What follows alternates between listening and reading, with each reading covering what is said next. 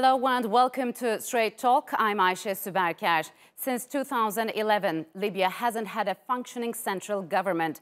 Warring militias have been vying for control ever since, with no clear winner in sight. And now the stalemate has reached the doorstep of Tripoli.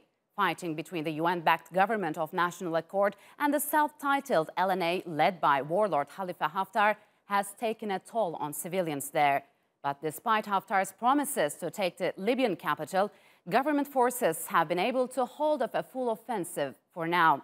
Sarah Firth was recently in Tripoli and brings us this report. Families out in the busy marketplace in Libya's capital. But on the outskirts of Tripoli, the war drums are again banging.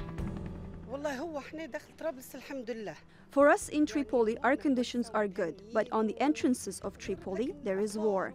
They've destroyed neighborhoods. Many people have been displaced, many people's lives have been damaged, and many have died.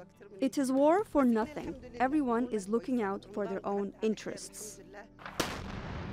The latest crisis in the country was sparked after Libyan warlord Khalifa Haftar and his self-titled LNA declared an offensive on the capital. More than 1,000 people have been killed, including 106 civilians, according to UN estimates, in the months-long assault. This was the aftermath of a strike at the start of July, a migrant centre on the outskirts of Tripoli. This strike alone from a Haftar warplane killed at least 40 people and injured many.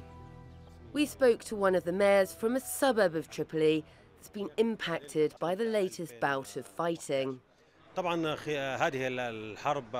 This war is different to the other wars because there are many types of arms and weapons like heavy artillery and warplanes and guided missiles, and all of them are being used in the fighting near civilian neighborhoods. The recent fighting has split the international community, with some countries that publicly back a UN-led government providing support to Haftar and his forces behind the scenes. At the UN Security Council, resolutions supported political dialogue in Libya. So we were surprised that there was some support for Haftar under the table. The announced position of the EU were good and were sympathizing with the Libyan democracy. But instead, they strengthened the head of the militia, Khalifa Haftar, and his attack on the capital, Tripoli. Back on the streets of Tripoli, and war feels very far away. Well, despite the war on their doorstep, people here in Tripoli, as you can see, are out and about. Now, we've been speaking to people and they've been telling us about their concerns with the latest fighting, but daily life is continuing. An international community split in their support for a country that is, right now, again divided. Speak to people here and they'll tell you they feel betrayed by foreign interventions, by the heavy presence of militias on all sides, and the failure to return the country to civilian rule. And there's disappointment too, that the promises of the revolution, that Libya could move from dictatorship to democracy, seem very far from being realised. Sarah Firth, Straight Talk. And joining me now is Anas El Gomati, who is the director of Sadek Institute based in Tripoli, and Mustafa El Sagezli, who was the former interior minister in Libya's transitional government back in 2011. He is now the director of the Libyan program for reintegration and development. Gentlemen, welcome to Straight Talk. It's good to have you here. Anas, I want to start with you. Could you draw us a picture of what's happening there since April and what is at stake both for the country and the region? So 10 days before a scheduled UN-backed reconciliation conference that was supposed to unify institutions in Libya, unify the competing and conflicting groups across Libya, Khalifa Haftar, the leader of the self-styled Libyan National Army, led an offensive against Tripoli in the presence of the UN chief, Antonio Guterres, to try to dislodge and remove by force the UN-backed government from its seat in Tripoli. And since then, we've seen quite a massive campaign that has been led from the ground, from the air, that has even involved international support from various actors under the table. But it's been a continuation of this, and it's a very, very nasty spectre when you look at both the humanitarian death toll, but also the sheer numbers of people that have been displaced from the fighting around the suburbs of Tripoli. So it's been months now of fighting, but really when you look at the local picture, you begin to see that there are many different groups that have aligned themselves, many different tribes that have aligned themselves around the suburbs of Tripoli, and where they've been fighting, and where Haftar has been supplying weapons from the south of Tripoli towards the city of Gharian, which is in the western mountains, a city that he lost on the 29th of June. And since he's been making these kind of losses, he's now tried to compensate with that with an air campaign that is largely being led from the outside. And the next target is Tarhuna, if I'm not mistaken, right? Because Absolutely. it's one of the last supply routes for Haftar, right? Absolutely, yeah. So this last supply line around the city or the town of Tarhuna, which is around 60 kilometers from Tripoli, would be the last of the ability for Haftar to deliver weapons, to deliver ammunition, to deliver all the supplies that you need to continue a ground offensive. There is an increasing amount of pressure on that city, and to compensate again for that loss, Khalifa Haftar has now opened a new air campaign called Operation End of Treachery. Now that campaign is what we've seen has led to many of the civilian deaths, many of the migrant casualties, the casualties that took place 3 days after that operation was announced, where 53 died in a suburb of Tripoli, where only 3 days ago in the south of the country, in Murzuk, another 43, I think, or 53 were killed there. So it's astounding numbers, and the humanitarian death toll is an example of that. So, Mustafa, why Libya is strategically important and why many countries are investing in this conflict? Libya's location on the Mediterranean, north of Africa, Libya's rich resources, oil and gas, Libya as in the middle between Western Arabia and Eastern Arabia, Libya with its history, and Libya, the new Libya actually, Libya post-revolution, Libya that looks into being a democratic state that has huge resources that it can invest in its development, being a new model for a democratic, prosperous state. This is what is attracting many different countries, positively and negatively. Some countries want to make sure that Libya does not succeed in building its democracy and prosperity, and some other countries want to make sure that they have a piece of the cake for the future. Country. As we know, on the ground, troops loyal to the warlord Haftar and UN-backed government of al-Sarraj are fighting over Tripoli. But behind the scenes, as we've just mentioned, there are a lot of countries involved in this country. I want to know, who are they and who support who on us?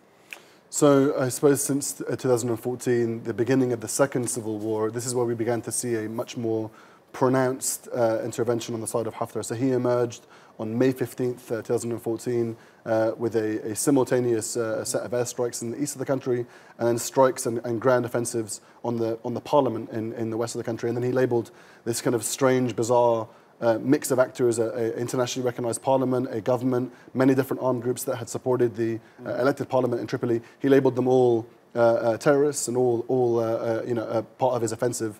And then he brought in airstrikes from the UAE and from Egypt at the time. So the 25th of August 2014, we began to hear of mystery airstrikes that nobody would come out and take responsibility for, until the Pentagon came out and asked specifically for the UAE and Egypt to stop conducting airstrikes in Tripoli. And that was the first confirmation of their move in. Since that period, we had a 2-year reconciliation process in Morocco and Algeria. But during that period, which lasted until March 2016, we found that the UAE was also building an airbase during that process. So whilst Libyans were preparing for peace, the UAE was preparing for war and was establishing an airbase in the east of the country in a city or an area called Al Khadim, where it hosts around 4 different air tractors, a host of Chinese procured drones, and they've been using that not only to take control of eastern Libya, but they've increasingly been using it in the offensive on Tripoli. So given the current circumstances, Mustafa, what are the chances for a renewed ceasefire? And if that is achieved somehow, could it be followed by a political transition? I think breaking a ceasefire is quite hard, because It is clear that Haftar wants to take over Tripoli. He has promised his interlocutors and supporters, regional supporters, that he will take Tripoli in a couple of days, and he delayed it to a couple of weeks, and now he's promising that he will take Tripoli this coming Eid. But a ceasefire is going to be quite hard. Plus, going into peace with Haftar is something I think has been rejected by all parties, including President Sarraj himself, and that Libya will not see peace unless we get rid of this new reincarnation of Gaddafi, a new dictator who wants to impose his will on the Libyan people. So I understand this bloodshed will continue for a while until it seems Haftar takes control of Tripoli. This crisis in Libya has taken a great toll on civilians. What can you tell us about the humanitarian situation in the country? Yeah, unless Haftar is defeated, not taking over Tripoli, because Haftar must be defeated. This is, Libyans have had a revolution to have a democracy, live in peace and prosperity. So we did not fight for the last 8 years to bring another Gaddafi, just a remark. But the toll on civilians is very huge. Anas has spoken about the Murzuk. Murzuk is a taboo, majority taboo minority there. It has been bombed. More than 40 people were killed, many injured. Around Tripoli, we are losing young people every day, including from both sides. Yeah. Even people they're who have come. Libya, they're right? children of Libya. They are fighting for a cause, to impose a new dictatorship. This is not a cause that Libyans would want to die for. Yeah, sure. Anas, why this warlord Haftar is so hostile to Turkey and what Turkey is doing in Libya? So I think it's been a long-standing narrative that has been painted by the UAE, by Egypt, that are hostile to countries that have had a historical hostility towards military rule. I think Turkey has struggled to build relationships with the east of the country because it doesn't have strong relationships with military dictatorships around the world. Egypt is a good example of this. And I think in that respect, when it found itself a natural ally of the UN-backed government, it has found itself on the edge of this kind of campaign from Haftar.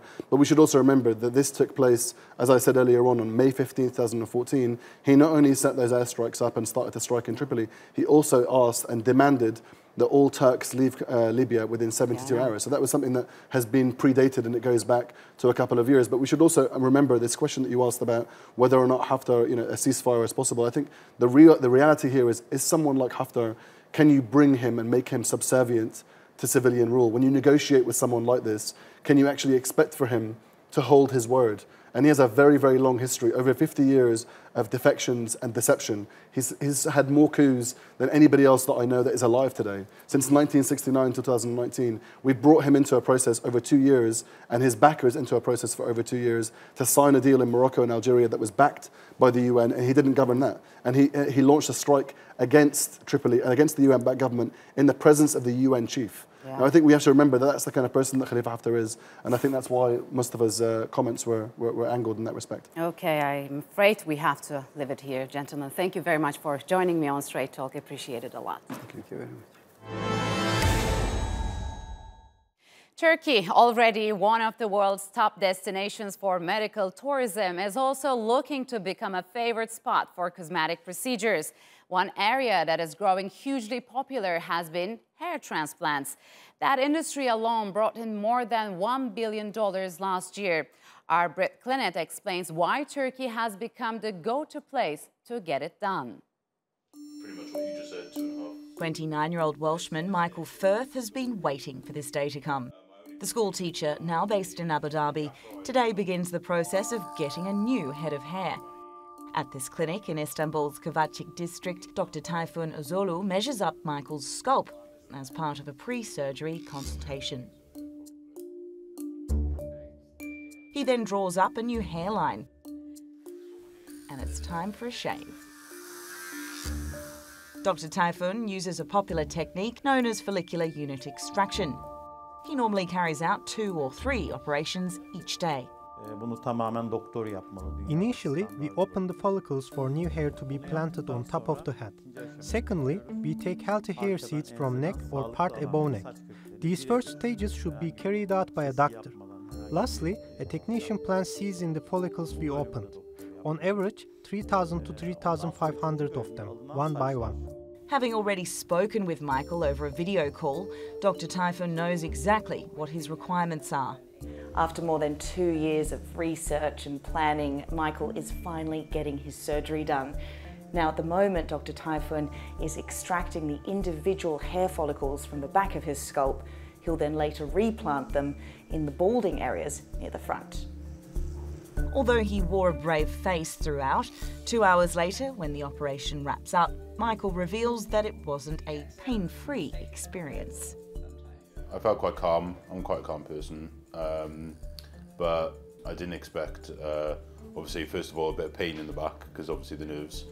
And the other thing was the feeling when they extracted the hair. It feels as if a drill was going through at some point. Michael is one of a growing number of people who are flocking to Turkey for hair transplants. In fact, the industry here is so lucrative, it surpassed a hair-raising $1 billion last year, according to the Foreign Economic Relations Board. A majority of my patients are from England, US, Canada and Australia. We have patients from Spain, Russia, Far East who come to me and other colleagues in Turkey. The root of the reason? It's relatively cheap. In the UK, Michael says he would have had to fork out more than $24,000. For treatment here, he's paying less than a quarter of that. But even that price tag is on the upper end of the scale for transplants in Turkey.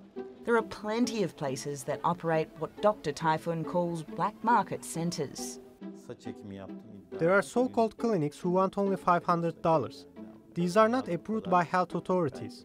Some patients think that it's like going to the hairdresser to get a haircut, and they might go anywhere for this operation. I've heard some stories where you have an injection where your body's paralysed in some places, and then they numb the parts where they're going to extract the hair from, which is quite scary. For Michael, going to a certified clinic was key. After all, this is tied to his well-being and means he no longer has to shy away from the camera. For me personally, it's a confidence thing. It's important for me just to have that confidence whenever I'm taking photos of my full face instead of just like trying to hide the top of it. Indeed, as long as having a full set of hair is associated with confidence, it seems this industry will keep on plugging a global demand. Britt Clennett, Straight Talk. And joining me now are Meri Istirotti, who is the Chief Executive of the Turkish Medical Tourism Development Association and Group Coordinator at Liv Hospital here in Istanbul, and Emre Ali Kodan, who is the founder of the Baki International Health and Travel Solutions. Hello and welcome to Straight Talk. It's good to have you here. Now, Turkey is not just offering white sands, beaches, or historic palaces to visit. Now, having discovered its potential in tourism, especially health sector, Turkey generated billions of dollars out of medical and cosmetic health sectors. Mary, I want to start with you as a businessman, a businesswoman. I'm so sorry. I believe you have greatly contributed to the development of health sector in Turkey, because during the 1990s, most of the Turks used to travel abroad to have their medical treatments. But how this trend turned the other way around? What can you say about that? Since 1990, there has been enormous developments in healthcare in terms of great investments of hospitals. All these hospitals included a variety of services that we only used to receive abroad or in the public industry. And now, after 2000s, there are really huge chains of healthcare groups in Turkey and major hospitals that provides high-risk cases, treatment and diagnosis, advanced diagnosis that is related on physician expertise and advanced technology. Now that we have all these things, the experience and the technology infrastructure, and healthcare management structure. Now the patients, primarily local patients, prefer to stay here because people with high socioeconomic status used to travel abroad for these kind of advanced treatments, plus for social purpose that they didn't want to be seen in their social environments to have all these medical things done. And then after 2005, Turkey started to become a brand around the world, especially in this part of the world, in the Middle East majorly, and then the Eurasian countries, Russian-speaking countries, Balkan countries, Europe, and now China, and countries like Moldistan. And now they are preferring to utilize Turkish healthcare in reference to Israel, in reference to India or Germany or the States. Yeah. So Emre, let's touch on a bit of cosmetic surgeries, because we see Turkey's hair plant industry took more than $1 billion in just a year. So it's a huge number. Has the industry reached its peak already, or is there more room to improve that? What do you make of that? Well, if we can look at the big picture, actually, maybe this $1 billion is just 10% of the whole generated income. So, as we always say, let's look at the behind the scene, because even if, you know, the Turkey, you know, the healthcare industry is popular with hair transplant and plastic surgery, it's not all about that. Last 15 years, Turkey has made huge investments in healthcare. So it's very attractive when you look at it, Europe, Middle East, even if the Balkans, you know, even if the north part of the countries, Turkey is becoming more popular day by day. So when we look at the numbers, for example, in 2023, 2 million patients and $20 billion US income is not a dream, actually. In medical tourism, yes, as you say, plastic surgery and hair transplant can be in front of the, you know, cameras all the time. But is cosmetic tourism more lucrative than medical tourism? What do you say? Well, it is more popular than medical tourism, let's say like this, because when you have a hair transplant, after 2 days or 3 days, you can walk in Taksim. And in Taksim, everybody sees you. Yes. So the latest numbers should be 100,000 a year, something like that, in hair transplant. But probably with a patient with cancer, we don't get to see them walking on the streets, right? You cannot see a patient who has gotten a kidney transplant. Yes, sure. Who has gotten a chemotherapy treatment. So, Mary, why are people choosing Turkey? Is price a factor? And can you tell us about other factors that drove foreigners to Turkey? Primarily, of course, logistically, we're in a very lucky place. If people don't want to travel abroad to the States or Britain,